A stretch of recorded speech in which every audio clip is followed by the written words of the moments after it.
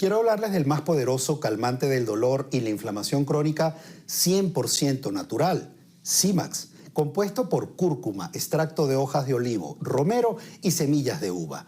Potentes desinflamatorios y antioxidantes que combaten los radicales libres y el envejecimiento. Entra a paleolf.com y usa el código FACTOR para tu descuento y recibirás esta taza licuadora para mezclar tu Simax.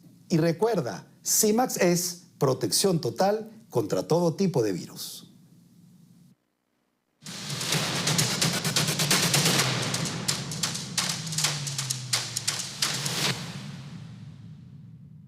Bienvenidos de vuelta a Contrapoder 3.0 con José Colina y Esteban Hernández. En esta oportunidad vamos a conversar con Óscar Becerra, él es neuropsicólogo. Bienvenido, Óscar, ¿cómo estás? Hola Esteban, ¿cómo estás? ¿Todo bien? Aquí Qué en bueno, España, un saludo. qué bueno. Sí, allá por cierto grabando ya a medianoche, ¿no? Pero bueno, el Sí. tema que queremos tocar es muy importante porque justamente es 12 de octubre, ¿no? Y esa fecha, si bien histórica y uno la debería tomar como tal, incluso hasta el día de hoy se sigue discutiendo desde un ámbito político y justamente por eso me parece que esta conversación había que tenerla, Oscar. Yo quiero empezar primero con el tema, digamos, ideológico que pudiera haber detrás de esto, ¿no? Porque hay algunos sectores de la política que han utilizado esta fecha como para apuntar a todas las desgracias que se viven incluso en la mayoría de países de Latinoamérica, y tú como un estudioso de la historia y como neuropsicólogo, quiero que nos expliques por qué ese rechazo o por qué esa exageración, si se pudiera decir así, de lo que representó esta fecha, Oscar. Bueno, voy a decir algo bastante chocante por el tema de la ideología justamente. Porque, ¿qué es lo que pasa? Desde los 60, las ideologías se han metido en todo lo que son las ciencias sociales. ¿Y cuál es la labor de la ciencia? La labor de la ciencia es desmontar mitos. ¿Y qué es la historia? La historia es una ciencia que utiliza los documentos y las reliquias que en conjunto con la antropología, que también es una ciencia, para desmontar mitos. ¿Qué es lo que decía Arendt, ya muy famosa por nuestra querida Vanessa? Que las ideologías pueden sonar lógicas, pero intentan explicar la realidad, pero no son la realidad. ¿Y cómo afecta esto a la política? La política debe ser el arte de gerenciar un país. Entonces, ya cuando tú metes una ideología, tienes más compromiso con una idea que con la realidad. Entonces, ya por ahí todo va muy mal. Entonces, ¿qué es lo que pasa? Yo he visto muchas veces que en las ciencias sociales, se quiere hacer una perspectiva marxista o una perspectiva kraussiana o una perspectiva desde Foucault o desde Judith Butler, pero es una perspectiva desde un autor, más no está esa metodología científica de simplemente observar un fenómeno y después explicarlo. Ya van con un sesgo cognitivo, como decimos en psicología, a explicar algo. Ya van como con un prejuicio a juzgar algo que pasó, un fenómeno, por así decirlo, en vez de explicarlo. A eso es a lo que voy. En estos momentos existe, usaste muy bien la palabra, un prejuicio, ¿no? Con este hecho histórico, que eso es lo que es un hecho histórico. ¿Por qué tú crees que ha calado, digamos, en un sector, no sé si tan importante, pero me atrevería a decir, tan ruidoso de la sociedad latinoamericana? O sea, seguimos culpando a estas alturas a los males que se viven en Latinoamérica de lo que se hizo en 1492. Bueno, pero es que eso España no solamente es la mala en Latinoamérica, es la mala en Europa. Hay hispanofobia americana y hay hispanofobia europea. De hecho, les voy a decir algo que parece muy chocante. Muchas veces cuando uno habla con la gente, más que todo de clase media, media baja aquí, hablan de Europa como algo ajeno a España. Como que Europa es algo ajeno y en cierta medida España y Portugal no son tan europeos. Se culpa a España o a la España actual, que no es lo mismo la España de hace 500 años, que es una disonancia cognitiva, porque no es lo mismo Italia que Roma, efectivamente, por conveniencia. Por conveniencia tanto de los partidos, no de los partidos, sino de las élites independentistas, que lejos de restablecer todas las leyes de igualdad ante la ley que ya se habían implementado en el siglo de oro español, que abarcaba leyes que se cumplían desde España hasta Filipinas y obviamente América, que generaron bastante riqueza y que derrogaron la dinastía Borbón, lejos de restablecer toda la meritocracia, la talentocracia y todos esos sistemas de contrapesos de poder que habían en la dinastía Habsburga, lo que hicieron fue expropiar y quedarse con los beneficios para ellos mismos, primero por las élites del siglo XIX. ¿Qué es lo que pasa? Toda esta ya sería la séptima generación de izquierdas, que es el posmodernismo, ha visto como que en este mismo rencor hacia la España de aquella época, como que un chivo expiatorio a sus errores. Entonces tenemos tanto hispanofobia de elitista como una hispanofobia posmodernista. Entonces... Yo quiero que tú como neuropsicólogo nos expliques un poco, digamos, el comportamiento actual. Yo sé que quizás es incluso hasta mucho pedir, pero ¿por qué tú crees que ese discurso no logra calar en la gente? Porque una cosa es que la izquierda lo utilice o lo utilice cualquier partido, lo que sea, pero ellos lo utilizan es porque cala, porque si no sirviera de nada ese discurso para justificar su fracaso, no lo usarían. ¿Por qué tú crees que la gente prefiere, ya la ciudadanía común, prefiere caer en ese discurso que a mi juicio es bastante barato, Oscar? Porque las élites también lo usan. La gente que se dice de derechas también lo usa para esconder su fracaso. Y eso se ve mucho, sobre todo en Centroamérica. En Centroamérica también, después de las independencias, muchos partidos que se dicen de derechas, que después hablaremos de eso porque en el mundo hispano la derecha no existe. O sea, derecha-izquierda es una división política francesa que no tiene nada que ver con nosotros. Pero muchos partidos que se dicen derechas en gran parte de Latinoamérica siempre han visto como que es más barato culpar un imperio que ya no existe, hacerse cargo de su evidente fracaso. Y también porque en cierta medida se legitima a esa España mala supuestamente que hubo, la soberanía de ciertos países, que es lo que debemos analizar. El Estado tiene tres componentes: el territorio, el gobierno y la nación, que son los habitantes. Entonces, para el momento de las independencias fue algo súper complicado. ¿Por qué? Porque España estaba siendo invadida por Francia.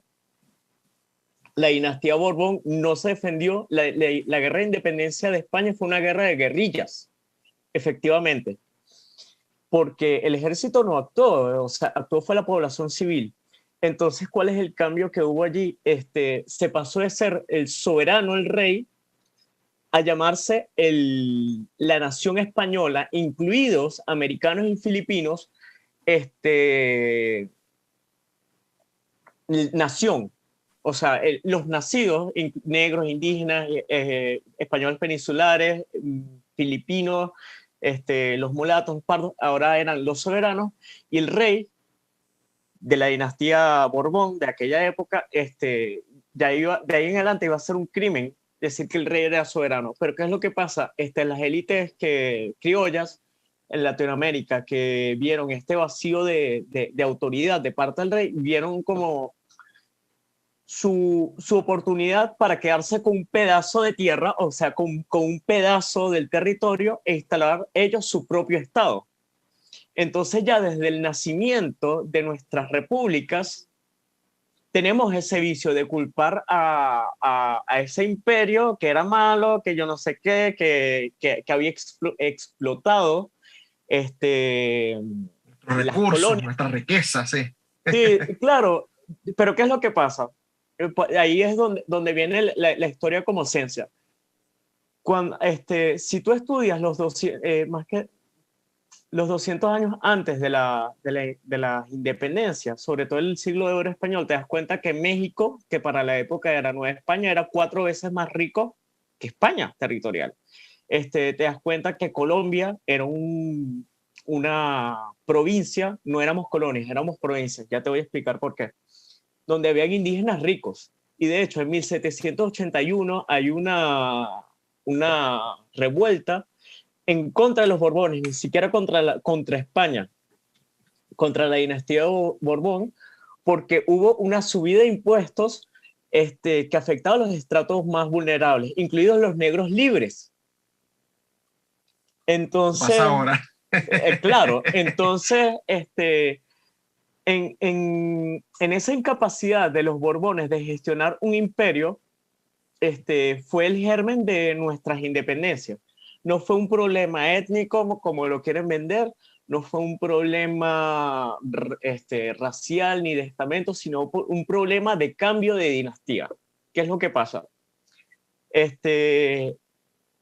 Cuando estudiamos, ahorita que se está estudiando la diferencia entre imperio y colonialismo, los primeros 300 años del Imperio Español, Nueva Granada, el Virreinato del Perú, la Nueva España, eran parte integral del imperio, es decir, tenían el mismo estatus que Andalucía, Cataluña, Castilla, etc.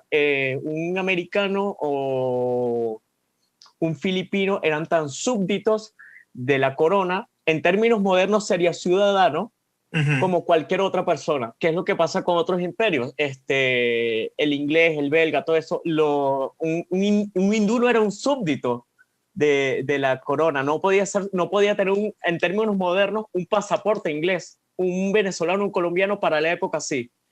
¿Qué es lo que pasa con el cambio de dinastía? Esta igualdad ante la ley que se mantenía con la dinastía Habsburgo, se anula, entra una dinastía de Francia, entonces ellos comienzan a implementar leyes distintas para los territorios de ultramar, América y Filipinas, entonces le quitas derechos. ¿Qué es lo que quiero venir con esto? Hay algo que las distintas generaciones de derecha se equivocan y algo en que todas las generaciones de derecha tienen razón. Es que el derecho siempre es positivo, el derecho siempre te lo tiene que cuidar alguien. Un ente que lo tiene que cuidar.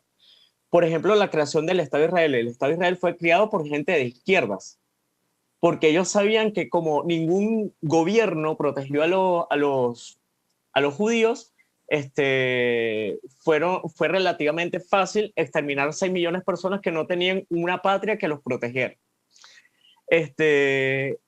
Entonces, esta desigualdad ante la ley que se produjo con este cambio de dinastía germinó este malestar en las élites criollas, pero estas élites criollas lo que hicieron fue monopolizar incluso las tierras, porque en Centroamérica y, por ejemplo, en la parte del Cauca, que fue uno de los casos más escandalosos, la parte del Cauca, estos caudillos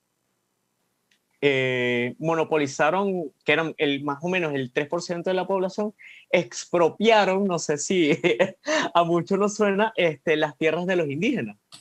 En Guatemala, en Honduras, casi que fueron esclavizados. Entonces, estas nuevas élites que abusaron de los derechos de los indígenas también utilizaron esta leyenda negra, esta mala propaganda con España para no admitir su culpa. Entonces, generación tras generación se va acumulando que el chivo expiatorio es España, cuando no lo es.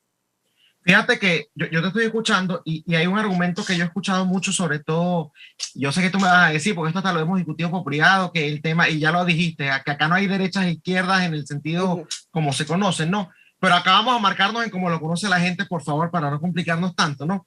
Pero yo he escuchado mucho, sobre todo por parte de la izquierda latinoamericana, que, ok, quizás ellos pueden exagerar lo que llaman algunos la leyenda negra, ¿no? Pero hay un sector que te dice, bueno, que quizás pudiera ser más objetivo, no es una leyenda negra, pero tampoco es una leyenda rosa.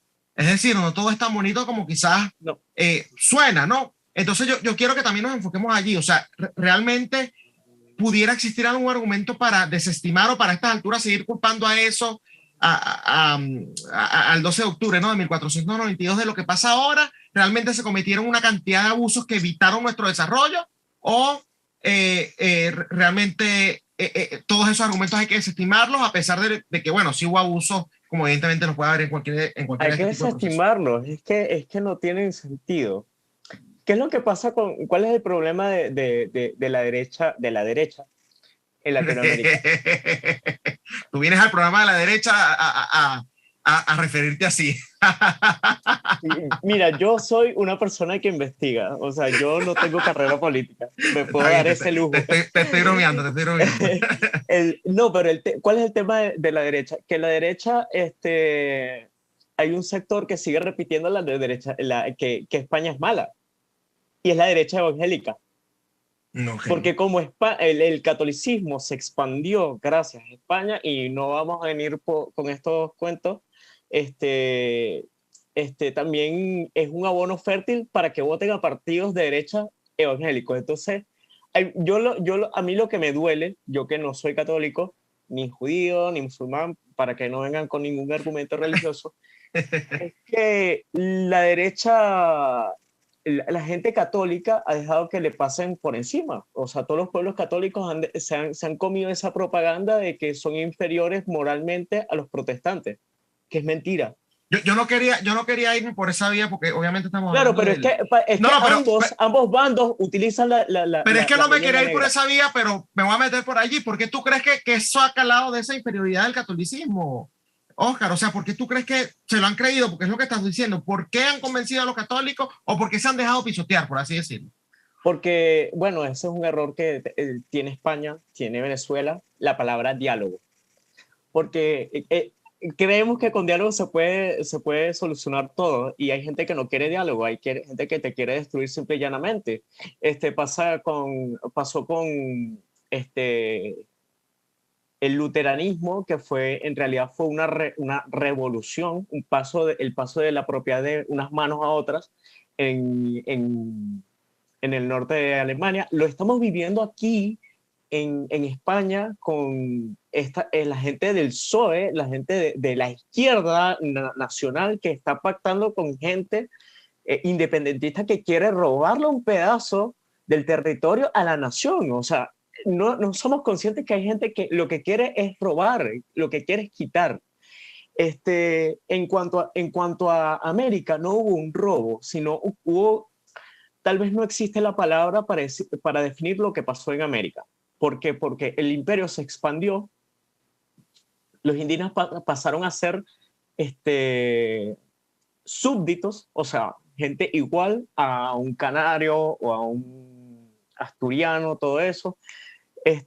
Y también el imperio se expandió gracias a alianzas. Por ejemplo, el caso de nosotros, de Venezuela. Venezuela nace gracias a la alianza de los arahuacos y los españoles en contra de los caribes, que estaban invadiendo Venezuela desde el Amazonas brasileño.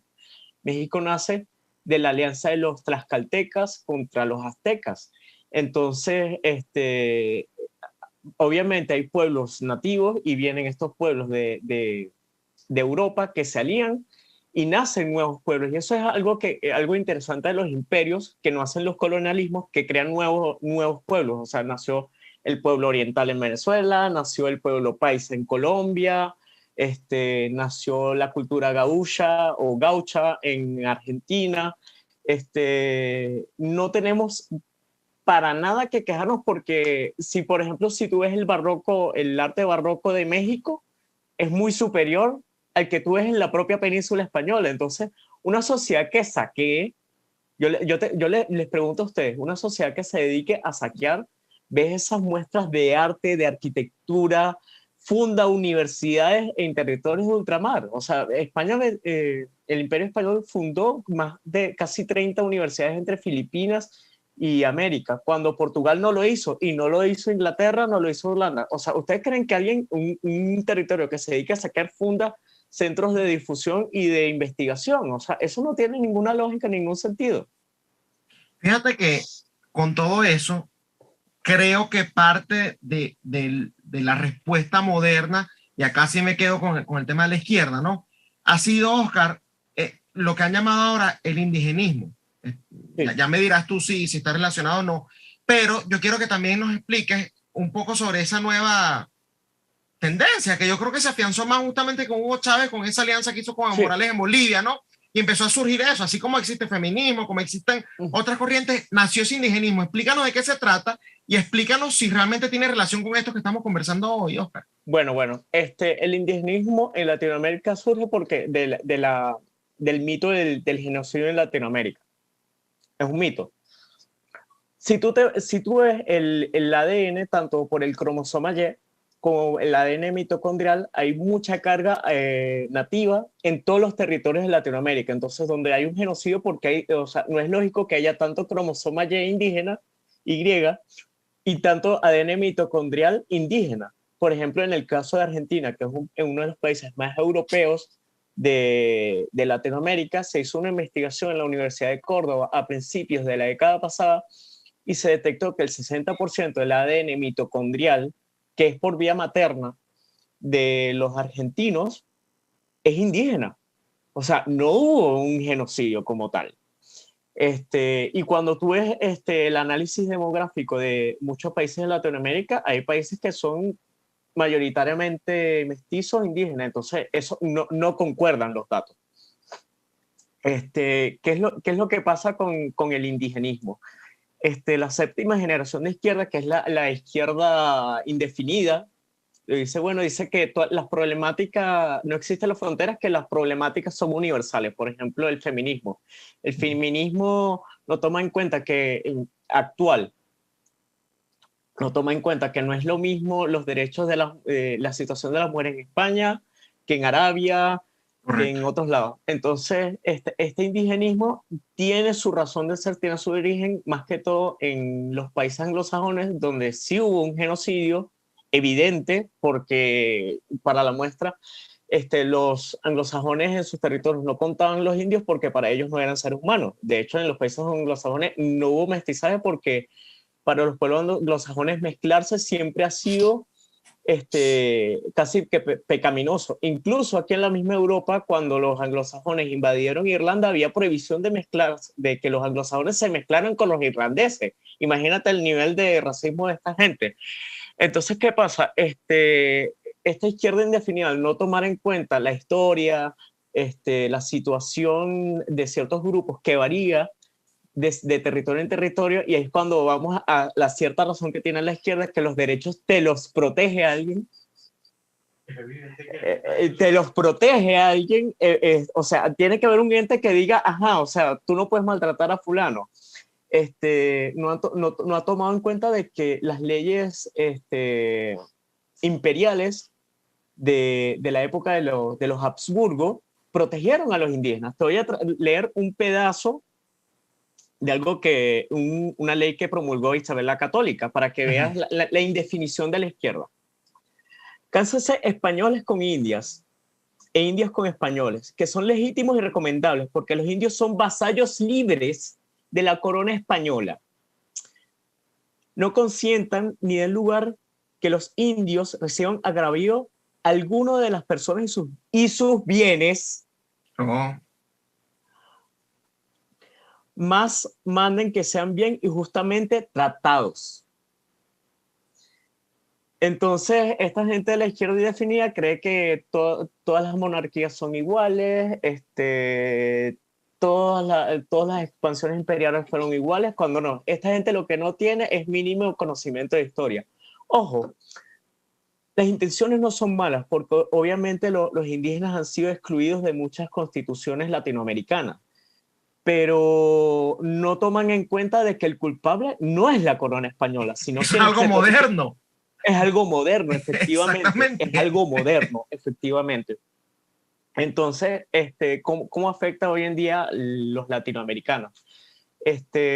Yo creo que hay una investigación, creo que se realizó a finales de los 90, que cuando tú no te ves a ti mismo como un agente de cambio, eso se llama desesperanza aprendida, eres más propenso a votar a estos líderes mesiánicos que van a bajar la riqueza como maná del cielo. Entonces, eso es lo que pasa bastante en Latinoamérica. Y también se relaciona con el tema de la violencia. La teoría de Agnew, que es un sociólogo bastante famoso, dice que cuando una persona de estratos más bajos, ve que las personas que están en la cúspide socioeconómica lo hacen a través de favores, de macollas o por tener tal apellido, que eso es el día a día en Hispanoamérica, que va a elegir para avanzar el delito. En líneas resumidas eso. Y tal caso lo vemos con Pablo Escobar, o sea, la figura del narco, de todo eso, son gente que surge muchas veces en países elitistas y ven a través del narco la vía Surgir. claro, para surgir. Y ojo, no estoy excusando la conducta criminal de Pablo Escobar, de la guerrilla, etcétera. Simplemente lo que quiero decir es que hay historias donde hay muchos culpables y hay culpables de una forma bastante transversal, que es lo que muchas veces no queremos ver, que no podemos dividir el mundo tan fácilmente entre buenos y malos. También hay malos en las personas que creemos buenas. Ya para ir finalizando, Oscar, con toda esta explicación que has hecho, ¿no? ¿Qué mensaje le darías tú al latinoamericano que se ha comido ese cuento, ¿no? De la maldad por parte de España y que, bueno, las desgracias que ellos viven a nivel personal es justamente por eso que pasó hace 80.000 años, ¿no? Entonces, ¿qué mensaje le darías tú a estas personas? Primero, que estudien el siglo de oro español, se darán cuenta de que no fue así. Porque de verdad fue una época de bastante avance a nivel no solamente para España, sino para el mundo. O sea, fue la primera globalización. La primera vuelta al mundo se hizo bajo la corona española. Ya por ahí descartas por ejemplo, algo que acusa en España es el retraso tecnológico. O sea, la tecnología más necesaria para dar la vuelta al mundo es la astronomía. No tenías las computadoras para decir en qué parte estaba. Segundo, algo del derecho penal, que es que la culpa no es hereditaria. Entonces, en dado caso de que ese imperio haya sido malo, ¿qué culpa tienen los españoles actuales, las nuevas generaciones? La culpa es algo personal, la culpa no se hereda. Entonces ya por ahí unas clases, esos políticos, abogados, ya van mal. Y tercero es que no se enfoquen tanto en los problemas, yo sé que sonará un tanto idealista, sino en las soluciones, ver yo cómo puedo romper con el pasado para crear algo nuevo, porque hay algo en lo cual se equivocó Marx, es que De las muchas esto, cosas. de las muchas cosas, pero por ejemplo a nivel cultural, Marx confundió clase social con estamento, con casta. En Latinoamérica nunca hubo castas en la época imperial de los Habsburgo, porque si no, no tendríamos los niveles, ese porcentaje tan grande de mestizos, de zambos, etcétera. Pero sí se creó una especie de estamento después de estas independencias, que los indígenas pasaron a ser ciudadanos de hasta tercera categoría en muchos países. Yo lo que creo es que más bien hay que rescatar esas leyes o hay que inspirarse, también como hicieron los italianos en el Renacimiento, en las cosas buenas que nos dejó ese imperio.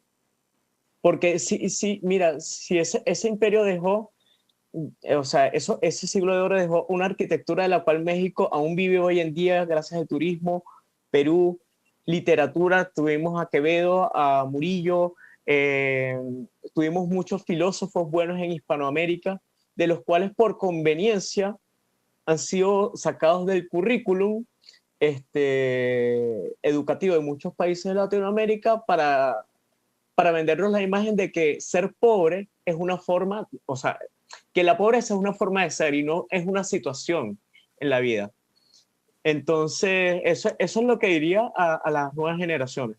Yo les Y lo diría otro, que... Dale, y dale, lo otro, lo termina. que le diría a la derecha ingenua es que la lucha no solamente es a nivel político, es a nivel cultural. Hay que hacer una contrapropaganda a ese mal que no solamente afecta a España, porque hay antihispanismo europeo, sino también hay antihispanismo en Latinoamérica. ¿Qué es lo que pasa?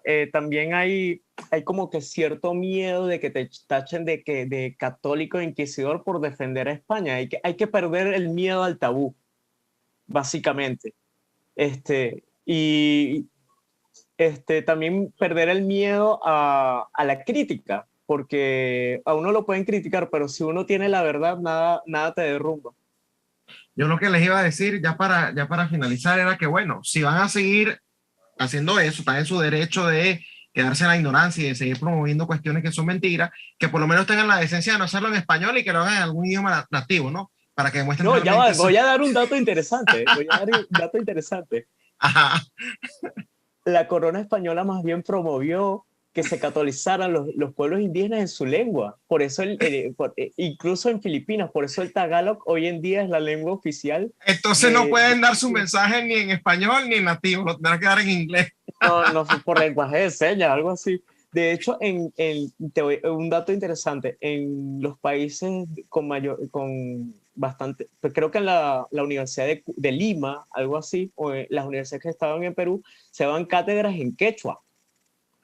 El Paraguay fue evangelizado en guaraní. O sea, en la lengua guaraní existe gracias a que quienes evangelizaron esos pueblos lo hicieron en la propia lengua nativa. Sí. Entonces el indigenismo, una persona de izquierda, lo que le puedo decir a una persona de izquierda es, siga siendo izquierda, pero compara la situación de un indígena en un territorio comandado por los franceses o los ingleses con un territorio comandado a la historia española. O sea, delimite la situación del pueblo indígena que usted quiere defender, señor. Tenga la decencia de estudiar primero los primeros años de la colonización. Muy importante. Bueno, Oscar, muchas gracias por habernos acompañado hoy en Contrapoder 3.0. Vale, nuevo. Gracias. Bueno, era Oscar Becerra, neuropsicólogo, explicándonos justamente, o mejor dicho, desmontando esos mitos que se han creado alrededor de la historia y ese odio irracional, ¿no?, que se tiene hacia España. Esto ha sido todo por hoy en Contrapoder 3.0, el programa de la derecha en Factores de Poder, que definitivamente el canal de la información. Duélale a quien lo duela. Hasta mañana. Este programa fue presentado por John de la Vega, abogado de inmigración.